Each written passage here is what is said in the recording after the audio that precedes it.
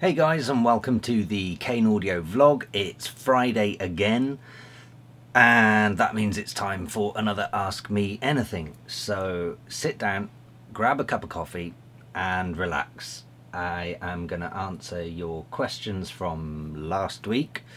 Before I get started, house admin. I'm on the Hackintosh again. It still seems to be running fairly stable. I'm on High Sierra, and there is a security update available from when I installed that. I haven't bothered installing it yet. I mean, it is just a test machine, so it doesn't matter if it all goes wrong. I just haven't got round to trying it yet. Last week I made a bit of an error, so I was glad that I was on the Hackintosh and that I've got Davinci Resolve working, and I was thinking, great, it's Friday, I can export the video pretty quick now, which I did, but I didn't realise I'd put the one of the settings was wrong on Davinci on the export, which ended up with me having to then upload, I think it was like a 15 gig file or something, so it was a bit late again, but whatever, moving on. I don't think there's anything else to mention this week. Still in the temporary studio, that's not got any further. Christmas is looming. I'm not expecting to have much of an update on the studio build before Christmas. Currently redoing the house as well, which doesn't help, so that's got to get done first. I think that is it. Music wise, I don't think there's much of an update this week. Started a new loops pack, but I'll talk more about that another time. Finished that remix for Mau5trap, and we'll talk more about that probably another time, because it's been given the go ahead, but I don't know anything about release dates or anything like that yet, so we'll see. Yeah, I think that's it. Yeah, so let's get on. Same rules apply as usual. If you want me to answer any of your questions, comment below this video, and next week I will read last week's comments. So now I am reading last week's comments from today. Starting with Outsider. Hi Dom, another integral end to my week. High five. Even though I'm 5 days late, my MacBook and iPhone have both had issues. Sigh. I feel your pain. You're a gent and a scholar, thank you kindly. Also, congratulations on your Hackintosh. Cheers. If you don't mind, I was going to ask for your thoughts on how Mr. Bodzin got his bass sound in Singularity. I've managed to almost replicate it with a square sub. I believe he uses a Moog, saw 1 octave up, and saw triangle with +7 semitones and distortion. Can't quite get all the modulations though. Okay, yeah, I should have read these comments beforehand. Yeah, so you're looking at, there is a sub oscillator in there. I don't think there is much of one off the top of my head. I'm fairly sure the main oscillator one is a saw wave. And then, yes, oscillator 2 is +7 semitones. And I think that's probably a saw, yeah, as you say, saw triangle. It's kind of in between there. I think it's mostly saw. And a bit of distortion, yes. Then on the, bring the cutoff down to say 300 Hertz. Then filter envelope, you want a tiny bit of attack to get rid of any clicks. And decay, sustain I'll move to next. So sustain on the filter envelope, bring that right the way down. And then decay, bring it all the way up, but then slowly bring it down and keep pressing that note until it becomes more plucky. Leave the release up, I would say. And then similar on the amplitude envelope, but leave the sustain up. Then I would probably apply some multi-drive to it 2, and then I would also apply some portamento glide as well, and again just play with that glide dial until it feels comfortable, and that's basically it. Then I would probably process it with some reverb or something and a tiny bit of delay, and you're pretty much there. Yeah, then it's just a case of finding the right notes to play to get that sort of the right sound, because certain certain sound designs work better, or sound characters sound better with certain notes. So that's something to bear in mind as well, because if you're too high up on the keyboard, it's just going to sound a bit weak, and if you're too low down, it'll sound weak again, but for completely different reasons. Yeah, other than that, I don't think there's much more to it in terms of modulations. I think there is a tiny bit of pitch LFO assigned to the mod wheel, and again you need to fiddle with the speed of the LFO and the amount of pitch modulation, because it needs to be quite subtle. So yeah, just be really gentle with that dial, and that's basically it, I think.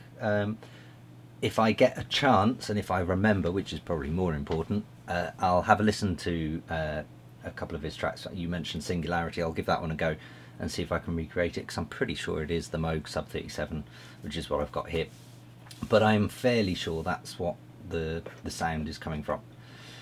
Nathan Zaskarinskis. Hey Dom, Integral, high five. I think I figured out the whole DJ thing. I'm going to go for a hybrid of Ableton and Traktor after your suggestion last week. I realised that they have a link feature, so you can run independently from each other, but essentially synced but independent of each other. Obviously going to test it out before committing to it, but that's what I'm planning on at the minute. Yeah, that's a good idea, because I can't remember what I said last week, but for any new watchers of these videos, the basic conversation was, should I perform live as a DJ, traditional DJ, CDJs, whatever, or in this instance using Traktor, or should I try and experiment and do something a bit more creative with Ableton? I didn't realise they had a link feature, but I think what my suggestion probably was why not try both and mix from one to the other, because at the end of the day, when I first started doing laptop sets on Ableton, I had a MIDI controller with me, and I had a pitch.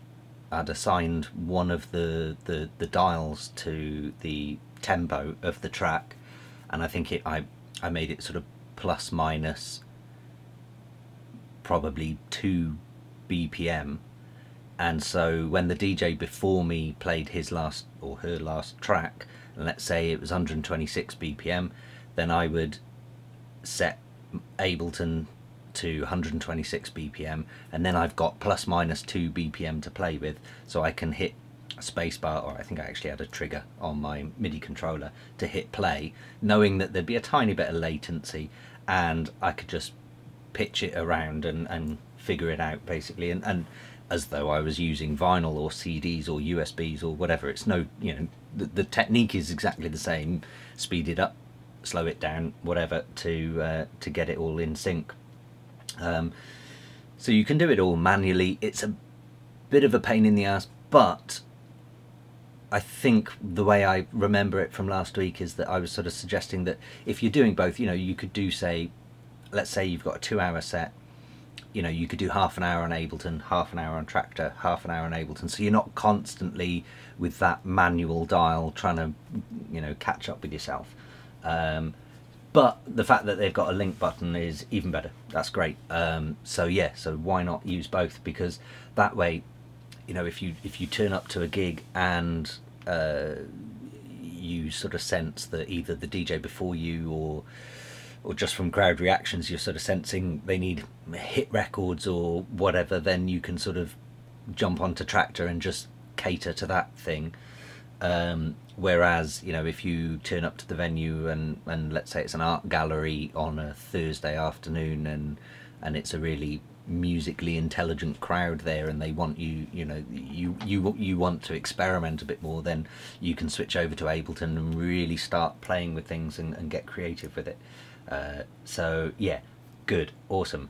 Not much of a question for you this week, but can you just remind me what the website is that you're on for doing mix mastering feedbacks of songs?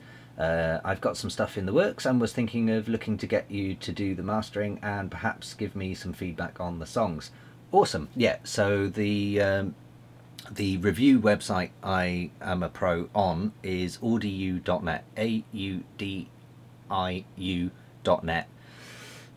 You can find me there. I'm pretty sure you can search my name, otherwise I'm probably somewhere on the front page. And yeah, and the premise is you upload your track and assign it to me. I have, because I'm so busy these days, I have put my status as on request only, because I have to try and get a turnaround within, I can't remember, it was 4 or 5 days or something.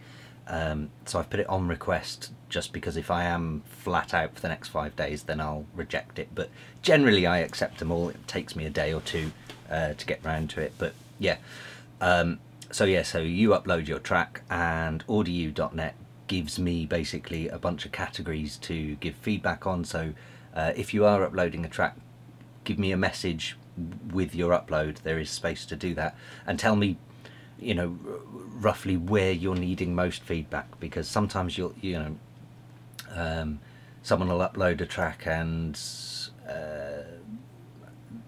you know, there's no message with it, and I don't know whether you're wanting feedback on musicality.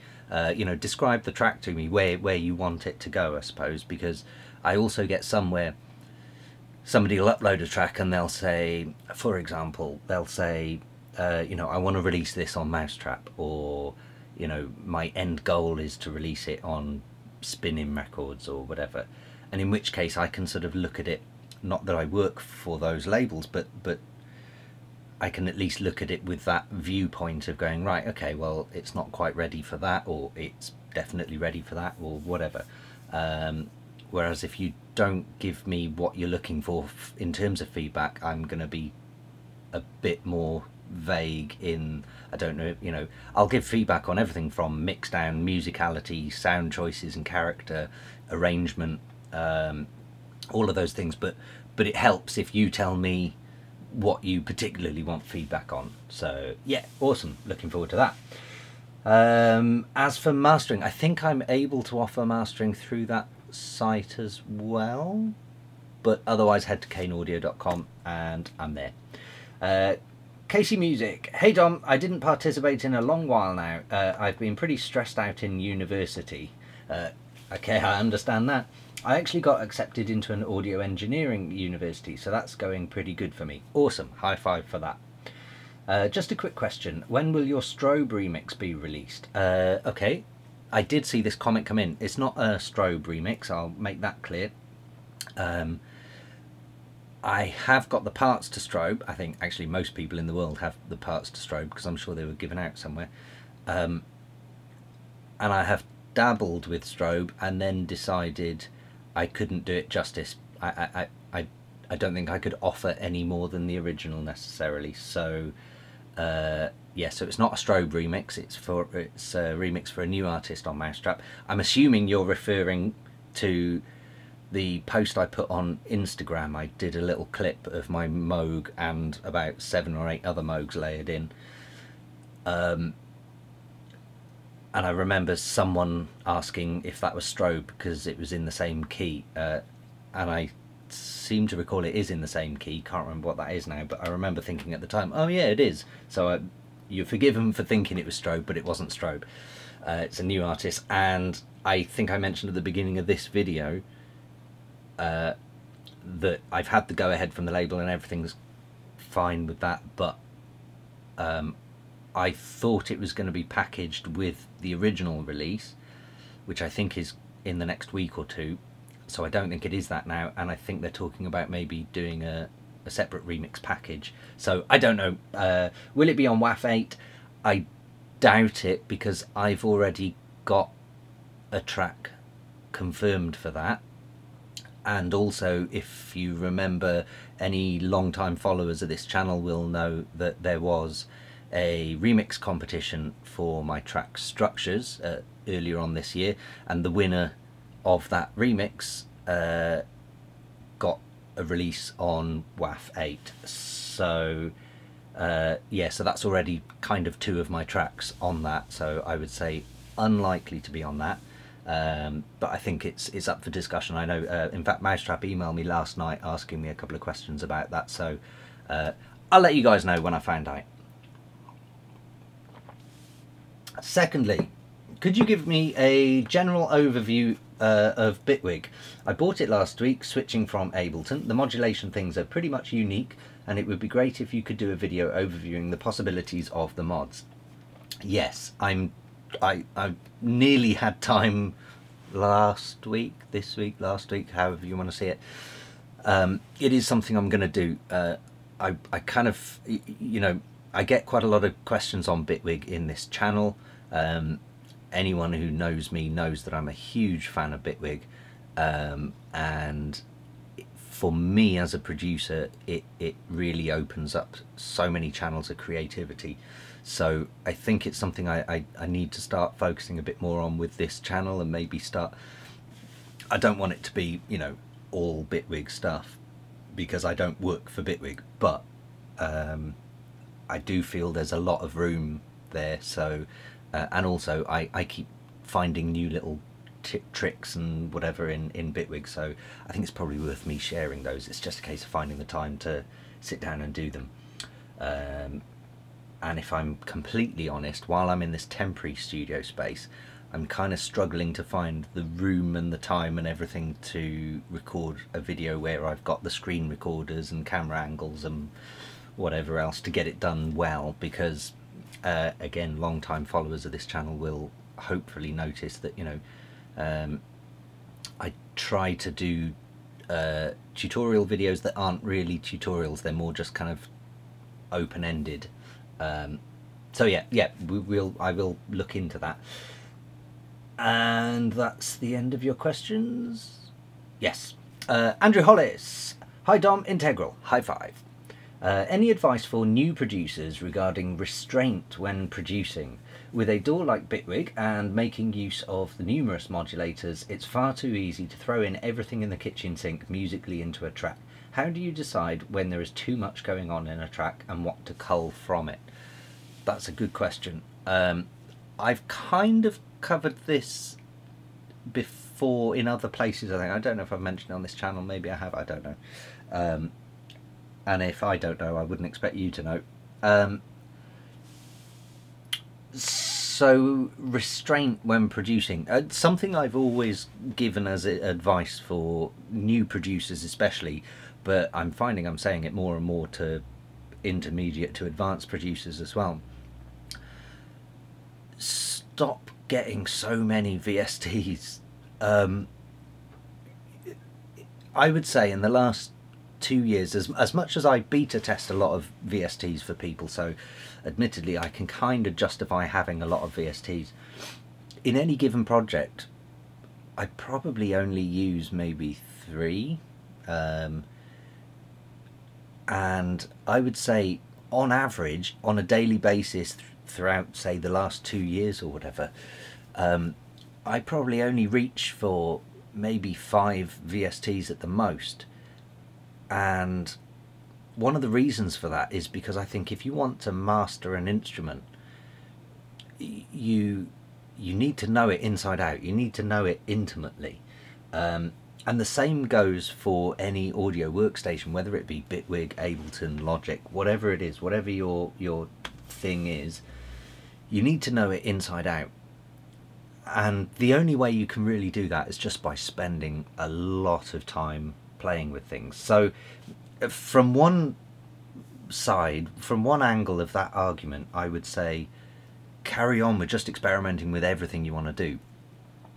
But then from the other angle, and I'll explain these 2 angles in a minute, but from the other angle, strip everything back and stop experimenting, And so I'll explain those two angles. The first angle is, I think, so I'm huge into MMA, mixed martial arts, and I heard a guy, Ben Askren, talking about the two different mentalities of fights. So you have learning to fight, whether you're learning, you know, Brazilian Jiu-Jitsu or kickboxing, whatever it is, there's going to be an element of your time where you're learning.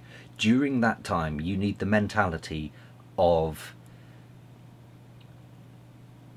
being an open sponge, ready to absorb new information. You need to try every new technique there is. If there's a new leg lock or key lock, ankle or naked choke or transitions, you know, if you're a wrestler, you know, a lot of it is about transitions, and you don't know what your opponent is going to do, so you need to practice repetitions of, you know, 100 of every new. If you learn a new transition, you need to practice it 100 times until it becomes second nature. And that's your first mentality. Bringing that back to music and Bitwig, there should be times in your career or hobby or whatever it is for you, you need to be wearing two different hats. The first one, much like the student, the learning, you need to experiment. You need to sit down for, say, 3 hours and go, right, for the next 3 hours this evening, I'm going to open up Bitwig and I'm just going to make the weirdest, wonkiest, wobbliest sounds I can do. Excuse me.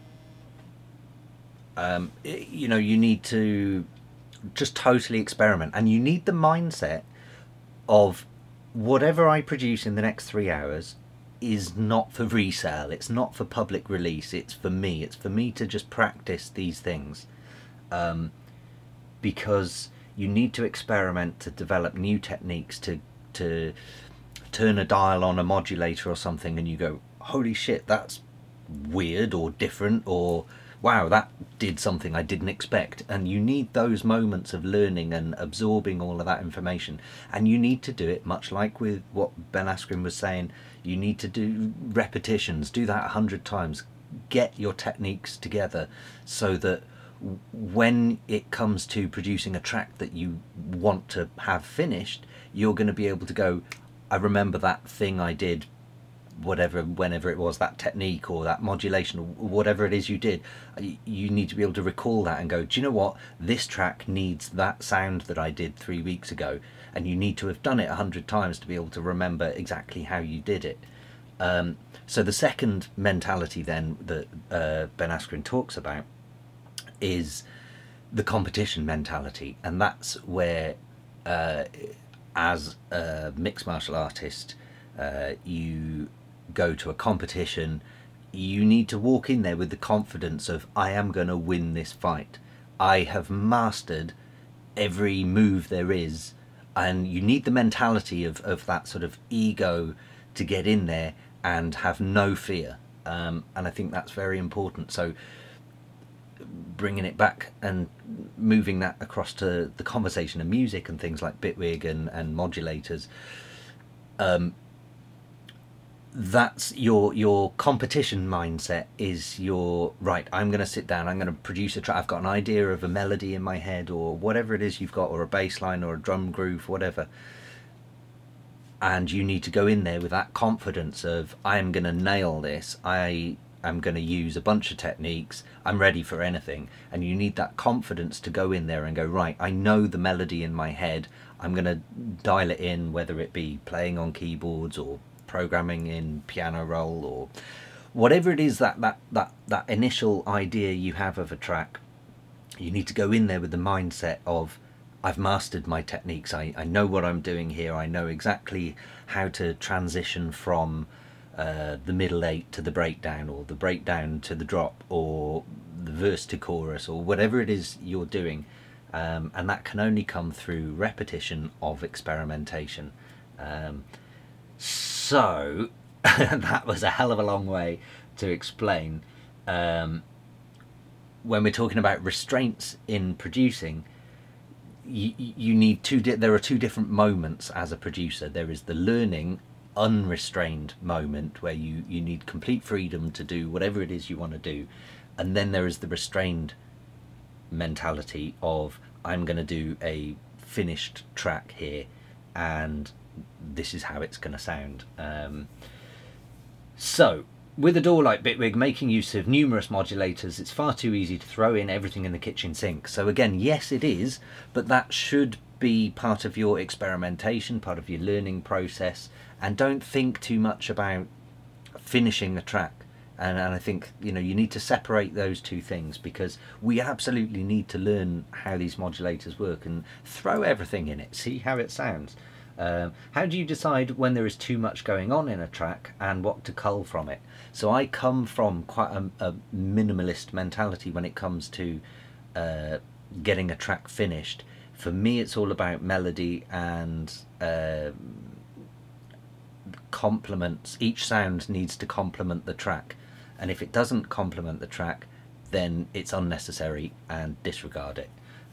That's how I sort of approach it. So I'll get my drums together, I'll get my melody, I'll get the bass line, everything's working, and there's going to be a point where I transition from, say, verse to chorus or middle eight to breakdown or whatever it is, and I then go in there with, right, here I'm going to need a transition. Is that a sweeping effects? Is that some whole new sound? Is it a modulated sound? But I go in there with an idea of, I know how I want it to sound, I know what I want it to do, and therefore I know how to achieve it, get it done. And that's the sort of the confidence mentality that you take into that.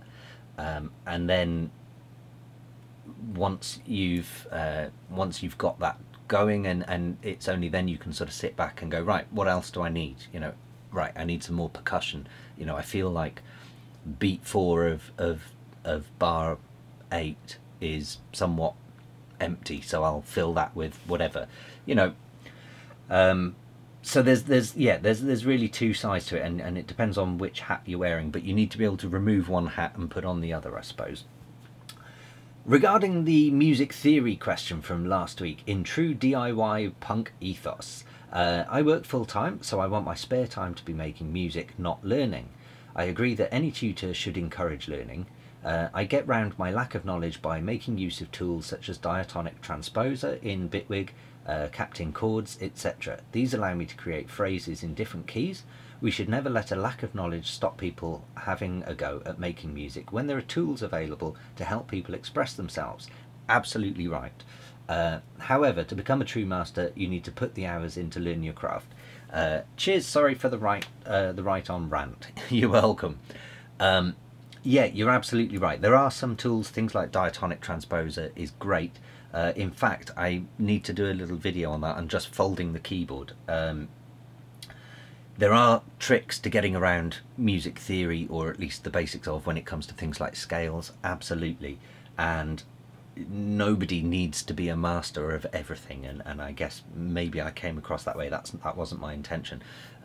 Much like I've said, you know, you need your learning hat on half the time, where you're not concerned about finishing a track, you're just concerned about developing new techniques. And you know, whether you think you're learning or not, you're kind of always learning anyway, and it's about embracing that learning and finding the right learning method that's for you. You know, some people prefer to go to university, some people prefer to read a book, some people prefer YouTube tutorials. So yeah, so I think, you know, there are differences in learning and techniques of learning, and I think I kind of covered it with the two hats of going into something with the confidence of, I know I can do this, you know. So yeah, so I don't think everyone needs a complete grounding in music theory, but I do think that at some stage in your learning process, music theory will come up, and I think it's beneficial if you're able to go, I think I need to learn more music theory just to get to the next level. Or, you know, for some people, for classic musicians, you know, it's sound design is their biggest letdown usually. You know, they need to get to a point where they could write the best songs on earth, but if they haven't nailed the sound design, then it kind of all collapses. So yeah, I think that answers that. I can see my camera is about to stop recording, so I'm just going to hit reset, and as if by magic, I'm back. Moving on. Andrew Hollis. No, I've read yours. Thank you, Andrew. St. Nicholas. Hi Don, do you play MP3s when DJing or WAVs to give the audience the best audio quality possible? Or do you think it doesn't matter, most people won't notice? A bit of both. It's not something I'm too bothered about, to be honest. I do most of my MP3 shopping on Beatport. I'm pretty sure I mostly buy WAVs, but that's more because sometimes I buy a track and it hasn't been mastered very well, or something along those lines, or maybe there's something I might want to do a re-edit or something like that. So I tend to buy WAVs not because I think that the crowd will appreciate it more, but more because I might want to edit that WAV or whatever, and if I'm going to edit something, I'd rather it be in 16-bit WAV, because if you're importing an MP3 and then exporting it out as WAV and so on, and you could do that 3-4 times and it becomes pretty destructive. So that's probably more of a reason why I do it. Most people won't notice. Yeah, do you know what? I would say in 99% of club sound systems, they're not really built for high quality audio. They're more built for high volume audio, and there's a big difference there. I wouldn't say it's unnoticeable, but I would say that it's probably only noticeable to a trained ear. How many people in that crowd have that trained ear? Probably not a very big percentage.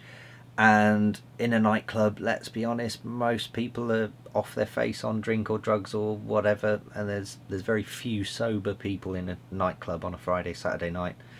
And I really don't think anyone's going to walk out of a club going, well, that was terrible, all he played was MP3s, I wanted WAV. So I don't think it's a huge deal. Certainly not a deal breaker. So if I'm DJing and something pops up on MP3, I don't care. So hopefully that answers that. Do you do any different mastering processes for exporting your tracks for iTunes, Beatport, Spotify, etc.? Integral, high five. For my own music, because I don't self-release, or haven't self-released for quite a few years, I tend to, well, with Mau5trap, for example, I'll sometimes use Dean, their mastering engineer. Usually if I'm stuck on a mix or master and I'm thinking I haven't nailed this and I kind of need a second opinion, so I'll get him to do the master for me because I trust his ears. But I would say probably the majority of the time I master it myself, and because, if I'm honest, I've not even asked Mau5trap about this, but as far as I'm aware, they only provide one master to Beatport's iTunes, Spotify, YouTube, whatever. It's all the same master that goes to everyone.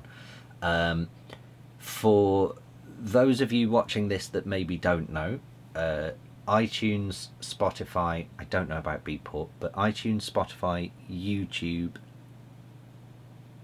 and there's probably a couple of others, have software built into their systems that will automatically adjust the peak level gain based on the dynamic range available. So how do I explain that? Let's talk about iTunes Radio, for example. I think their goal is -16 dB of range, and the range is measured between the peak values compared to the average loudness values and the gap between those two. So it's how much room there is. So if you've got lots of nice quiet breakdowns and then it becomes super loud, then you've got a nice big range of dynamic range in there. It's kind of hard to explain, I suppose, but it's about You know, the best example I can give is when I talk about compressors and the difference they make.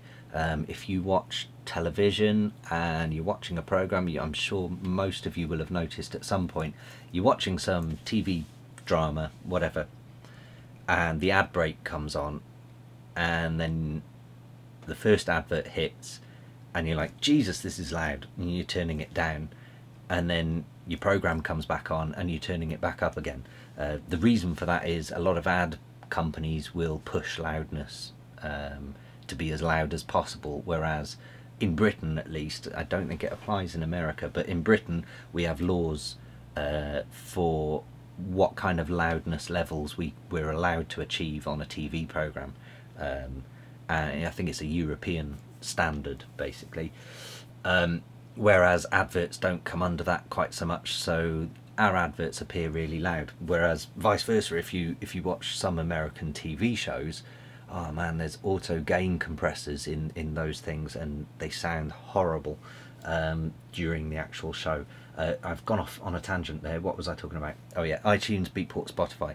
So they're trying to standardize things, because if, again, you jump on YouTube, set up a playlist of a bunch of tracks to play, you know, they're going to be slightly different loudness levels because they've been compressed heavily or not compressed enough or whatever. And what you don't want is to hit play on a YouTube playlist or iTunes playlist or whatever, and then, you know, every now and then a track kicks in, you're like, Jesus, that one's loud.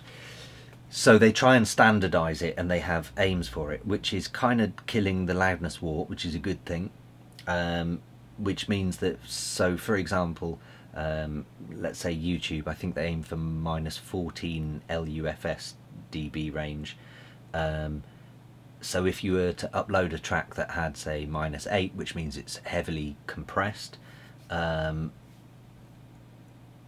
and you upload it to YouTube, YouTube will bring the overall volume down of your track, so that if it's mixed in with another YouTube track, it's not going to just jump above everything else, which is inherently a good thing.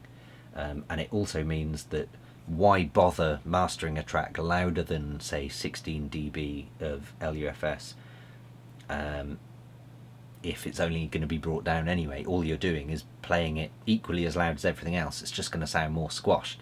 So unless your creative choice is to squash a track, then there's just no point in doing it.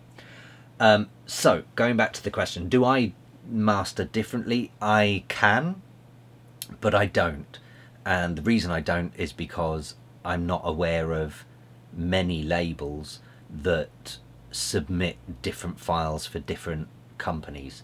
I think that probably will come in the future at some point, or maybe, what would be nice is if they all got together and said, let's agree on a standard, so just everything everywhere. However, a good friend of mine, Ian Shepherd, if you don't already follow him, it's productionadvice.co.uk.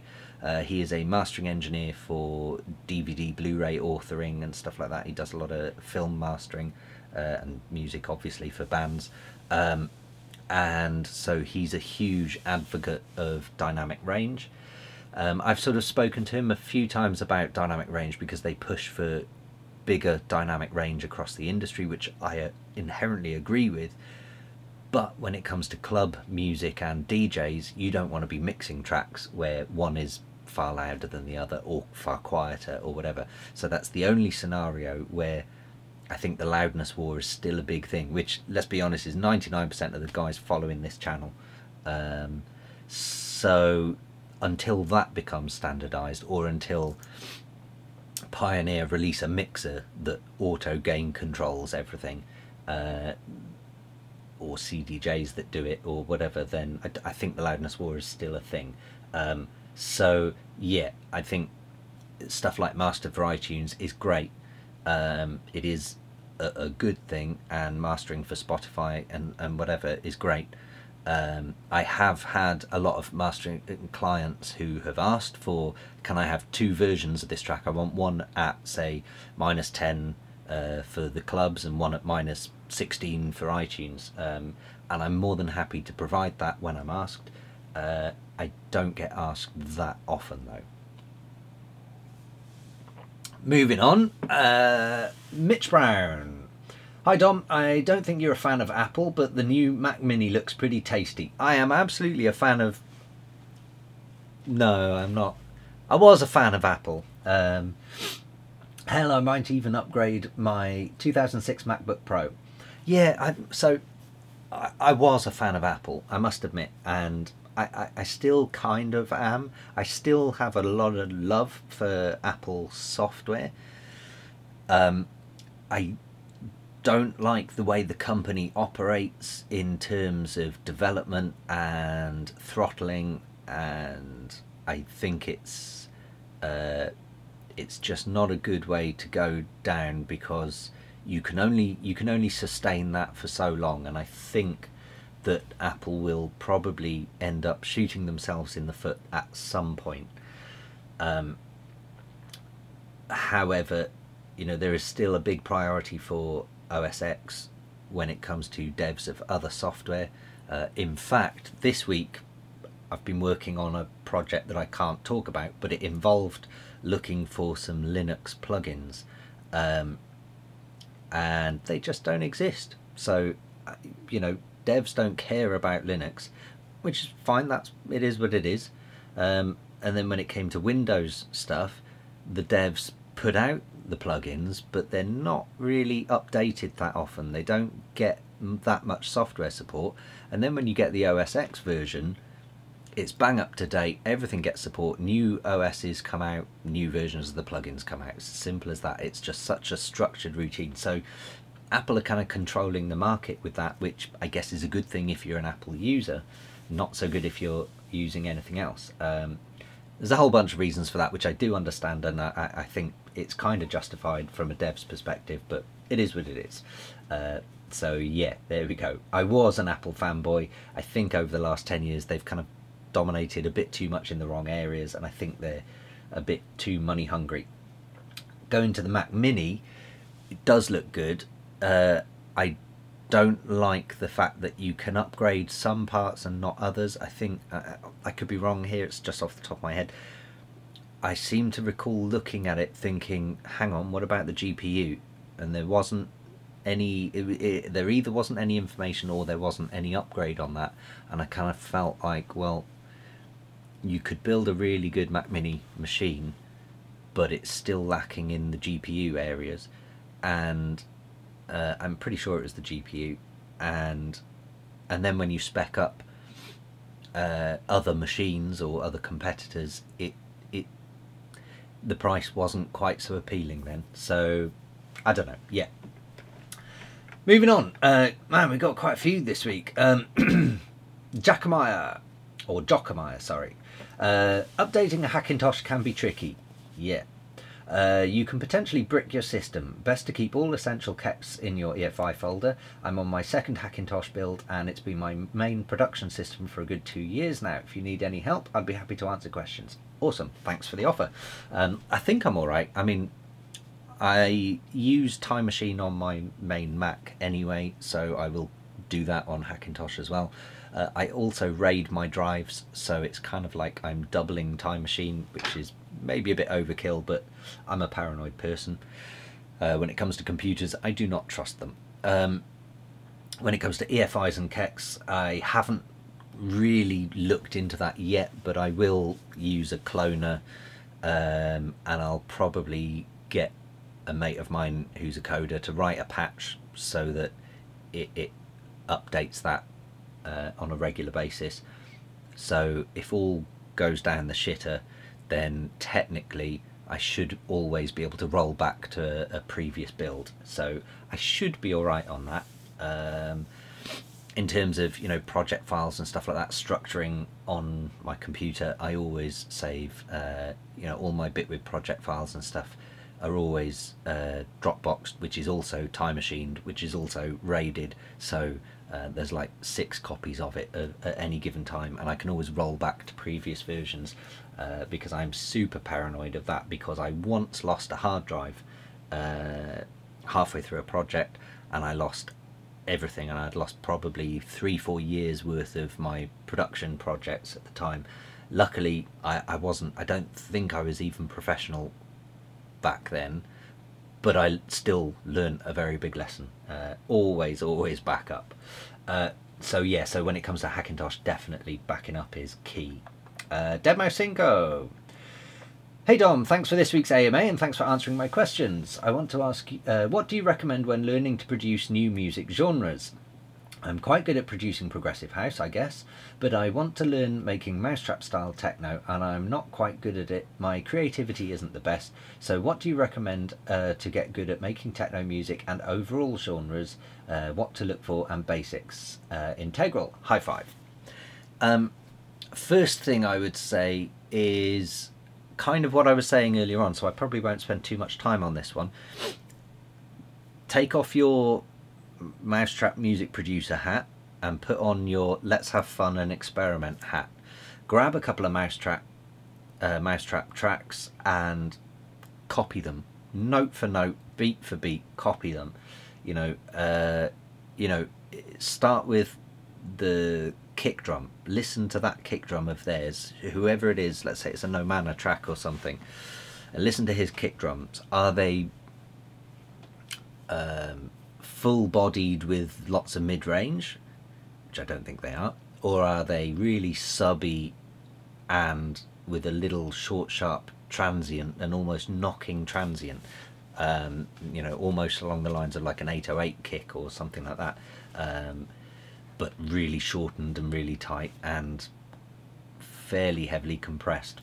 So start with that kick drum and go, right, I'm pretty sure this is like an identical kick drum, and just keep shaping it, and then move on to the next instrument of choice. Let's say a bass line. So pick something like Xfer Serum that is capable of pretty much any sound, and start copying that bass line note for note. Copy it, and don't write this with a view to releasing it, because it's just someone else's track. You can't release it, but just do it for yourself and learn it, and learn what kind of kick drum are they using, what kind of hi-hat are they using, because, and I don't mean just is it an open hi-hat or a closed hi-hat, I mean, is it filtered, is it long, is it short, is it sharp, is it, get used to trying to describe these sounds as best as you can, and try and develop a taste, I suppose, for the texture of these sounds, and just copy them one for one exactly as it is. And then once you've done that with say 5, 6, 7 different tracks of the same style, you'll start to, and don't use your same kick drum again, start again on another track and then build that similar sort of kick drum, and just get used to what sorts of transitions are there, what sorts of sound design are there, how does the mix sound, does No Manner have his kicks louder than everything else, or does he have the bass loudest? What's the loudest sound on there? Just study each element of it, and so that's with your, like I say, with your experimenter's hat on, and then maybe a week, 2 weeks, 3 weeks, hey, 3 months later, once you've done enough of that and you kind of get an idea, that's when you can take your experimenter's hat off, chuck it in the bin, and put on your Mau5trap producer's hat and go, right, I'm gonna write a track from start to finish, and I want it to sound with these sounds, whatever, and I think that's probably the best way of doing it. The other thing, I suppose, is go somewhere like loopmasters.com and try and listen to some sample packs and see if they've got some sample packs that are in a similar style. Listen to what samples, they've all got demo tracks. Listen to those kick drums, those hi-hats, those bass lines. Is there anything in there that's similar that you can start building your own little personal library of samples in? Yeah, I think that's probably the best way to do it. And I always recommend to people, I do it myself, sometimes I'll write a hip-hop track or a drum and bass track or a dubstep track or something that I would never release. It's not for me to release, it's just so that I can learn a technique, or so that I can just go, well, you'll notice that some of my remixes, for example, and originals, I think, sometimes I'll have the drop happens on beat 2 instead of beat 1, so everything sort of lands on a kick drum on beat 1, and then the snare is what brings in the crash and the rides and the melody and the bass, and everything comes flying in on beat 2. You know, that technique that I use is purely from playing around with dubstep and drum and bass, because if you listen to dubstep and drum and bass, they quite often have beat 1 to be just a kick drum on its own, and then beat 2 everything comes in with the hi-hats rolling and whatever else. You know, and I wouldn't have ever introduced that to my music if it wasn't for me playing around with dubstep and drum and bass. So yeah. Serrano Black, to not give it away, I'm not even going to read that out, 01001, but I can tell what it says, so high five. Unknown artist, hi Dom, Integral, high five. Enjoyed this AMA a lot, keep up the great work. Feeling like I needed some inspiration, so turned to some of your sample packs. Ah, there we go, talking of sample packs. Weird how something so small can get you back in the game, so thank you. You're welcome, and thank you for downloading the sample packs. No question this time around, but look forward to the next one. Cool. Yeah, I mean, that I can't even remember what I said, to be honest, but yeah, absolutely, if you're looking for inspiration, sometimes downloading a sample pack, and much like I was just talking about with the techno thing, you know, grab a sample pack and just play around with it and see what happens. You know, sometimes it can do wonders. I do it myself. Even though I create sample packs, I quite often download other people's sample packs. I'll jump on Loopmasters and find a pack that I go, oh, that's different, and I'll buy it, download it, and play around with it, you know, because you never know. In fact, I've often said in various tutorials that I use some of Sonny Wharton's loops, and Sonny doesn't even consider himself a proper sound designer, but that doesn't matter. They're still cool loops, they're great. And some of the hi-hat loops and the top percussion loops are just things that I wouldn't have ever thought of doing myself. So I quite often grab one of those and filter it and mangle it and just play around with it, and you end up with something different. Zombo, were you ever mixing somebody's track and see something interesting and told yourself, maybe I'll use that in my own production? That's a good question. I can't think of anything off the top of my head, but I'm sure it must have happened. Yeah, I think, you know, it's one of the reasons why I enjoy mixing other people's work, not to steal ideas, but I enjoy it because I enjoy being able to delve inside someone else's track and go, oh, that's different, or okay, I quite like what they did there. I don't know if I've ever thought, oh, I'll use that, and I'm not sure if I've even used something that I've seen in someone else's track. But I've probably been inspired by someone doing something, and then I've thought, actually, if I did that but with X, Y, and Z as a twist, then that would be cool, and maybe I'll try something like that next time. And so I don't think I've ever directly taken the idea, not that there's probably anything wrong with that, but I just don't think I've done it. But I definitely do get a lot of enjoyment of digging into someone else's track and just going, hey, that's a cool idea. No question this time around, look forward to the next one. You're welcome. No, that was Unknown Artist, done that one. Zombo, done that one. L7, hey Dom, will you please do a collab with Monstergetdown? Very good question. I have technically already done a couple of collabs with Monstergetdown. None of them have been released, so don't get excited. I find I'm not a very good artist at collaborating. I think I'm a bit too selfish, if I'm honest.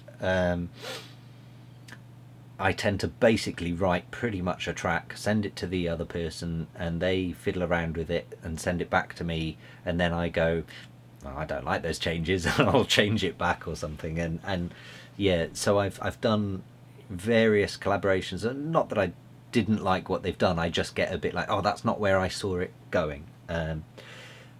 So also, much like I've said to people before, you know, when it comes to my own original productions, probably 1 in 10 get finished, and of those 1 in 10 finished ones, probably 1 in 10 ever get sent to a label. I think it's probably a kind of similar with collaborations. So for example, I've probably done 2-3 collaborations with Eekkoo. I don't think any of them have ever come out, because we've sort of got to about 90% of a track and gone, yeah, this is great, and then we've just struggled with that last 10%. But again, Eekkoo's another one that I'm hell-bent on collaborating with at some point, because I adore his style of production. And yeah, I'm a big fan of Monstergetdown. In fact, he's coming down here to Manchester in a couple of weeks. Next week I think. So yes, I'll be hooking up with him then. So yeah, it's in the pipeline. It will happen at some point. We just need to get the right track together, basically. Rod Marconi, thanks Dom. Integral, high five. Nightquaker, my dude, Davinci Resolve is so good. Question, have you heard of VCV Rack? It's free modular synthesis software and it's rather amazing. Has some Biffaco and Audible instruments based modules in it. Another question, sorry. Oh, so I'll answer that first one. No, I haven't heard of VCV Rack, so I will probably check that out. I kind of don't want to go down the modular route, but I suppose if it's software, it's not as addictive. Another question, what's the most interesting project you've worked on? And that is the last question for today. Thank you, Dom. You're welcome. The most interesting project I've worked on, I don't know if I could even answer that, to be honest. I mean, I've done all sorts of projects, from working with opera singers, doing recordings for them. That was interesting but awful because they're just so loud. I've worked on some projects for some fairly big name trance artists, recording vocalists and doing additional production and stuff. Those have been pretty interesting. Obviously sound design stuff for Moog. In fact, I did presets for the Moog iOS app that Moog released. That was really interesting. Yeah, the computer game thing I did last year, that was really interesting. That kind of opened my eyes to a whole new way of thinking about music and about how mixdowns can completely change a track. In fact, I did a video on it on this YouTube channel, so that'll be there somewhere, so have a look for that. I can't remember the name of the video, but it was about using Fmod for audio for computer games, so it'll be something along those lines. Yeah, I've done loads of interesting projects. I think most projects are interesting. I mean, at the end of the day, I'm a geek, so you know, my life is just surrounded in interesting projects for me, because they're all really geeky. And that, my friends, is it for this week. It's been a long one. Geez, yeah, that's nearly an hour. Right, if you have made it this far, as usual, you guys deserve a medal. It's been a long one, so to prove you've made it this far in, I'm gonna say comment the word Denon, and I will see you this time next week. Cheers.